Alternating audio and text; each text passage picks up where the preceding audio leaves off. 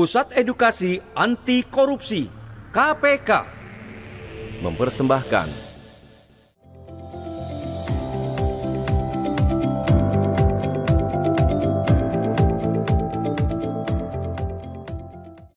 Semangat pagi! Pagi!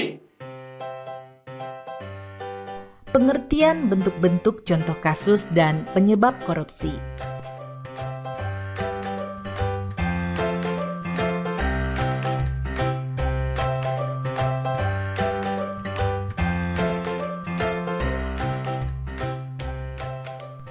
Secara harfiah, korupsi atau corruptio yang berasal dari bahasa Latin berarti busuk.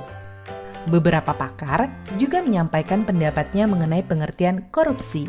Salah satunya,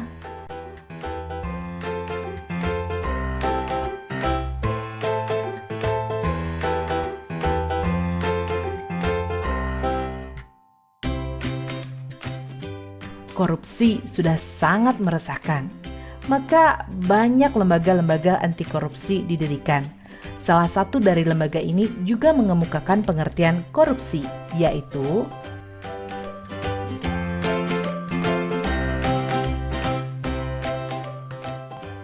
secara yuridis, definisi korupsi telah jelas dan gamblang tertulis dalam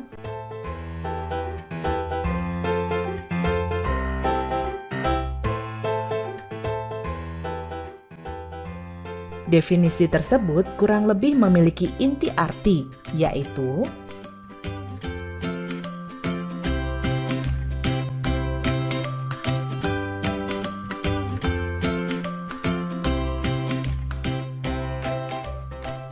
sesuai Undang-Undang Nomor 31 Tahun 1999, tindak pidana korupsi atau tipikor terbagi menjadi 7 bentuk yang pada awalnya dibagi menjadi 30 bentuk.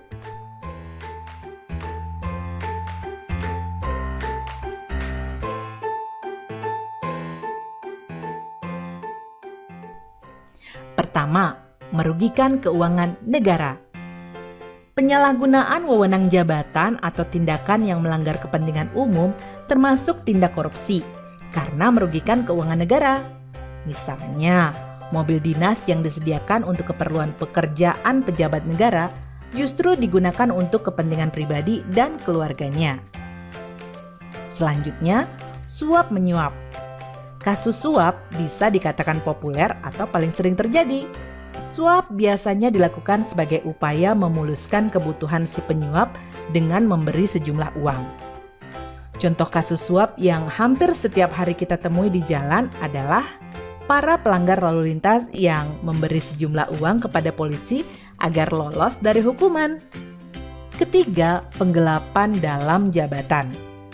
Pelaku tindak korupsi ini adalah mereka yang memiliki jabatan tertentu dan melakukan tindakan penggelapan uang atau dokumen berharga lain yang menguntungkan dirinya. Contoh kecil yang mungkin pernah terjadi di sekitar kita adalah menggunakan kwitansi kosong agar nominal uang di dalamnya dapat direkayasa oleh si pelaku. Keempat, pemerasan. Pemerasan merupakan perbuatan pihak yang menyalahgunakan kekuasaannya untuk memaksa orang lain melakukan sesuatu yang menguntungkan dirinya. Contohnya, pungutan liar atau pungli yang dikenakan oleh aparat kepada masyarakat sebagai tarif pengurusan dokumen tertentu.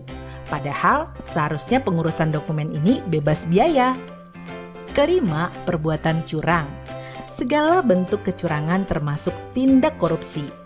Sebagai contoh, pemborong proyek bangunan yang melibatkan kecurangan kontraktor, tukang, ataupun toko bahan bangunan. Keenam, benturan kepentingan dalam pengadaan, atau yang dikenal dengan conflict of interest. Maksudnya adalah seorang pejabat yang dihadapkan pada peluang untuk menguntungkan dirinya sendiri, keluarga, ataupun kroni-kroninya. Misalnya, meskipun dilakukan tender dalam proyek, pegawai negeri ikut terlibat dalam proses dengan mengikutsertakan perusahaan miliknya. Terakhir adalah gratifikasi.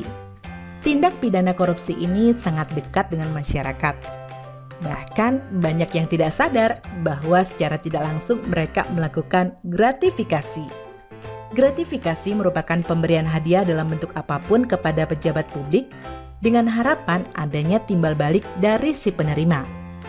Hadiah yang diberikan bisa berbentuk tiket perjalanan gratis, paket liburan gratis, parcel hari raya, dan lain sebagainya. Anda dapat mencari contoh-contoh lain dari tindak pidana korupsi, agar Anda dapat lebih waspada akan tindak pidana korupsi yang mungkin terjadi di sekitar. Dari penjelasan ketujuh bentuk korupsi dan contohnya, dapatkah Anda menelaah apa yang menyebabkan pelaku melakukan berbagai tindak korupsi tersebut? Menurut Ghosn Theory, faktor-faktor penyebab korupsi ini meliputi 1. Greed atau keserakahan, 2. Opportunities atau kesempatan, 3. Needs atau kebutuhan, dan 4. Exposure atau pengungkapan, yang berarti konsekuensi yang dihadapi oleh pelaku kecurangan apabila pelaku terbukti bersalah. Pendapat lain menyebutkan bahwa korupsi dapat terjadi karena terpaksa, memaksa, dan dipaksa. Anda dapat mencari tahu lebih lanjut tentang ketiga penyebab korupsi tersebut untuk meyakinkan Anda bahwa motif pelaku dalam melakukan korupsi itu beragam.